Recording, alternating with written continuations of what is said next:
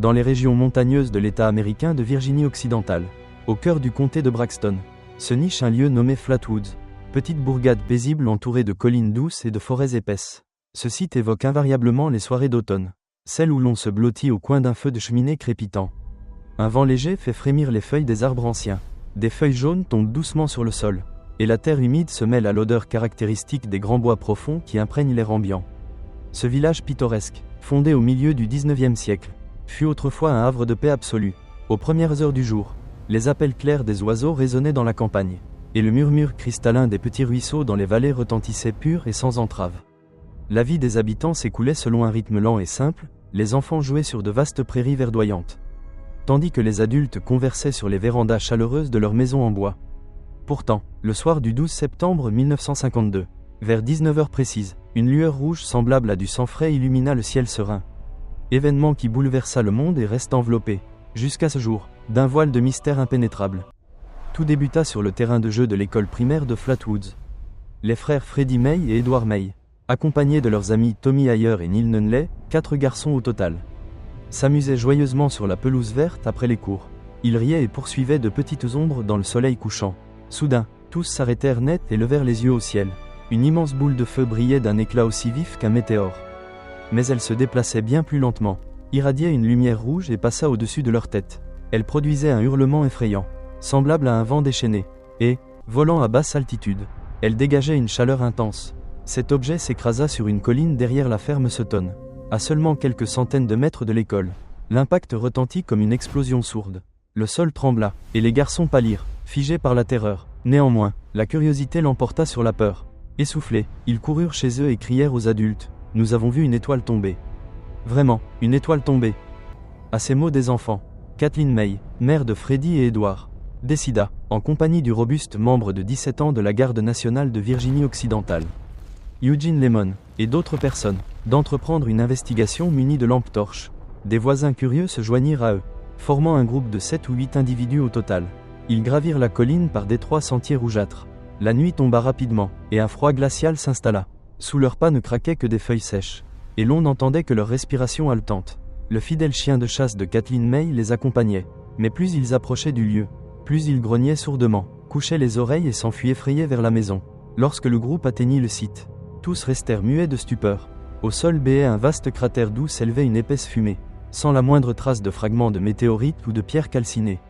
En revanche, une odeur âcre, comparable à du métal brûlé, emplissait l'air, irritant les yeux et la gorge, provoquant toux et larmes. L'atmosphère était si oppressante que respirer devenait difficile.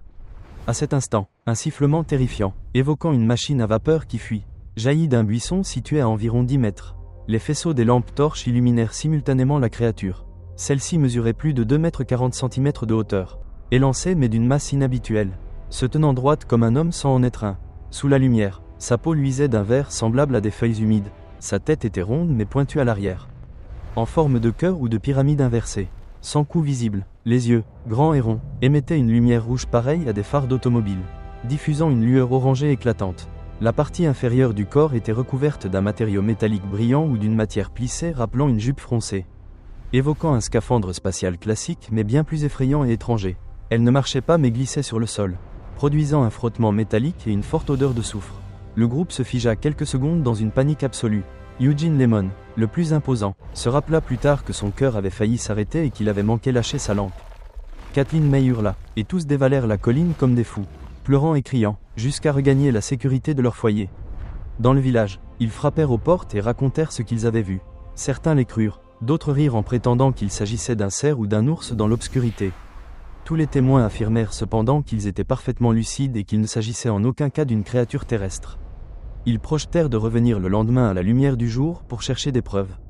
L'incident proprement dit débuta à 19h15 le 12 septembre 1952, avec le témoin supplémentaire, le jeune Ronnie Shaver. Le groupe principal comptait 7 personnes. Ce soir-là, des observations de météores furent signalées dans les États du Maryland, de Pennsylvanie et de Virginie-Occidentale.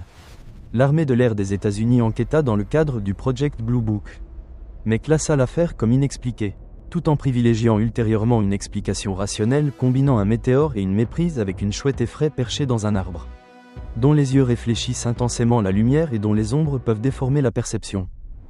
Les témoins souffrirent ensuite de vomissements et de maux de gorge. attribué à une surexcitation et à une exposition à des gaz toxiques. Un mois plus tard, par un après-midi clair, Kathleen May et Eugene Lemon revinrent sur les lieux avec un reporter de journal local. Un photographe, des appareils photo et des détecteurs de radiation. Autour du point d'impact, l'herbe était brûlée en un cercle parfait, et le sol compacté comme sous le poids de dizaines de tonnes.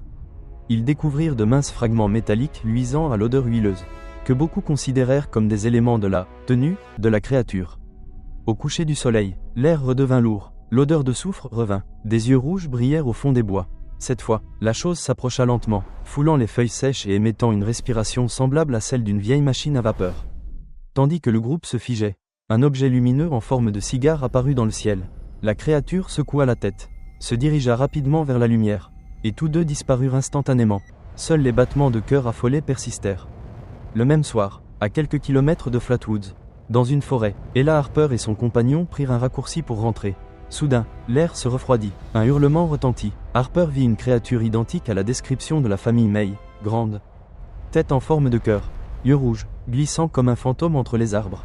Tous deux se sentirent poursuivis et fuirent. À la même période, le couple George et Edith Snitowski, avec leur bébé en voiture, virent le moteur s'arrêter brutalement et l'habitacle se remplir d'une odeur de soufre.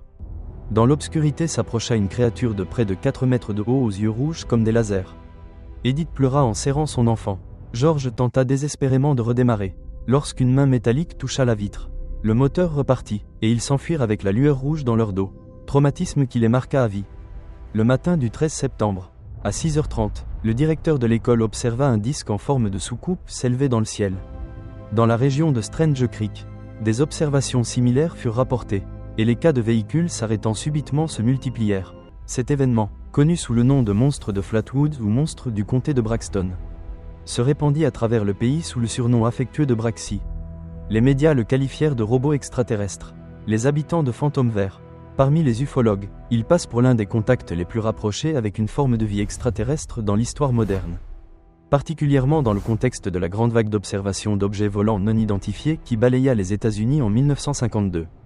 Année où l'armée de l'air lança officiellement le Project Blue Book pour enquêter systématiquement sur ces phénomènes. Dans un climat marqué par les craintes d'espionnage soviétique et de menaces inconnues. En l'an 2000, le musée du monstre de Flatwoods ouvrit dans la ville voisine de Sutton. Et sur la place centrale trône une statue d'environ 3,50 m de hauteur représentant la créature, dont les yeux rouges s'illuminent chaque nuit. Le musée, accessible gratuitement, expose une abondante documentation historique et des souvenirs. Dans le comté, 5 immenses chaises en forme de monstre sont disséminées. Photographier les 5 offrent des autocollants gratuits. Lors du festival annuel de Flatwoods, qui en 2025 se tint les 12 et 13 septembre au Days Inn et Suites de Flatwoods sous le nom de Flatwoods Monster Convention, avec une soirée VIP la veille. Des conférenciers renommés, des vendeurs, des concours de costumes et des milliers de visiteurs. Il est possible de poser avec la créature dans des commerces comme la Spot Ice Cream Parlor. En 2025, les habitants de Flatwoods transmettent fièrement les récits de Kathleen May, Eugene Lemon et des témoins originaux. Nombre d'anciens affirment avoir été sur place et avoir vu la créature de leurs yeux, insistant sur le fait qu'il ne s'agissait ni d'une chouette, ni d'un ours, ni d'une hallucination. Les avis des scientifiques divergent. Certains y voient la preuve d'un écrasement d'ovnis et d'une visite extraterrestre.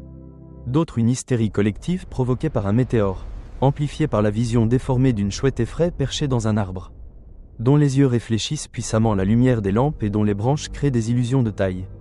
Comme l'a souligné l'enquêteur Joe Nickel. Pourtant, cette nuit du 12 septembre 1952, quelque chose émergea des ténèbres des forêts de Virginie occidentale, fixa les témoins d'un regard infernal et s'évanouit dans la nuit. Depuis lors, l'humanité est tourmentée par cette question éternelle. Sommes-nous véritablement seuls dans l'immensité de l'univers ? Par les nuits sans lune, lorsque le bruissement des feuilles retentit dans les bois, des yeux rouges pourraient guetter entre les troncs, plus de 70 ans après. La créature attend peut-être encore celui qui pénétrera par inadvertance dans son domaine. Cet événement occupe une place majeure dans l'histoire ufologique américaine de l'ère de la guerre froide et inspira des œuvres telles que le jeu vidéo Fallout 76, où le monstre de Flatwoods apparaît comme une entité flottante extraterrestre dotée de pouvoirs de téléportation et de laser, ou la série télévisée Project Blue Book. Aujourd'hui, le comté de Braxton attire les touristes grâce à cette légende qui incarne le charme mystique de la Virginie occidentale. Le musée de Sutton, gratuit, abrite de riches collections, souvenirs et informations pour les visiteurs, et la ville a pleinement embrassé son rôle de berceau du monstre vert. Des conférences annuelles et manifestations maintiennent la légende vivante. attirant des passionnés du monde entier venus explorer ce qui reste l'un des contacts rapprochés les plus détaillés et durables du XXe siècle. Tandis que les croyants en une origine extraterrestre et les sceptiques partisans d'explications naturelles s'opposent. Le monstre de Flatwoods demeure un pilier de la croyance populaire au surnaturel. Fascinant les nouvelles générations, l'événement de cette nuit fatidique suscite encore.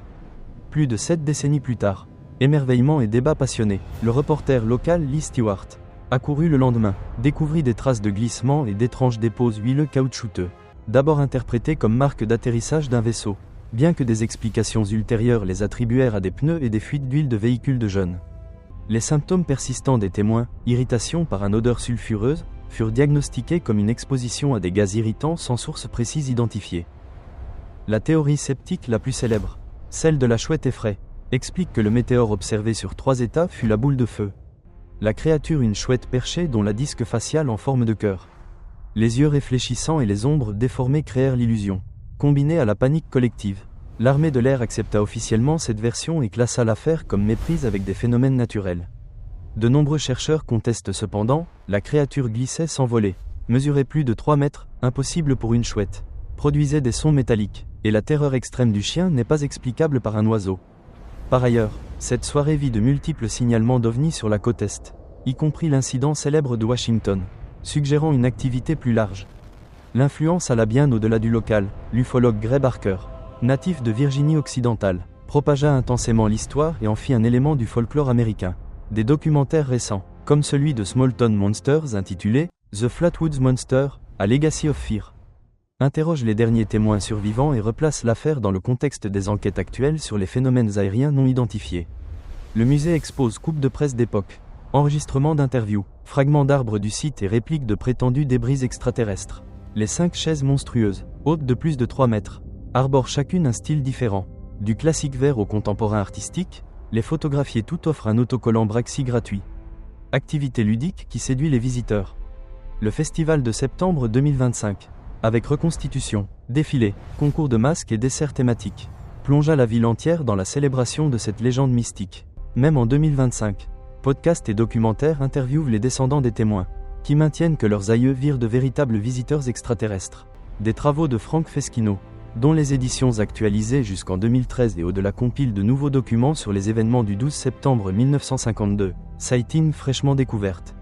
Écrasement, atterrissage, élargissent le dossier, indépendamment de la vérité ultime. Le monstre de Flatwoods constitue un énigme éternel de la culture américaine. Il nous rappelle qu'au-delà des explications scientifiques, le monde de l'inconnu recèle peut-être encore bien des secrets, et qu'un regard vers les étoiles nocturnes suscite toujours plus de respect et de curiosité infinie.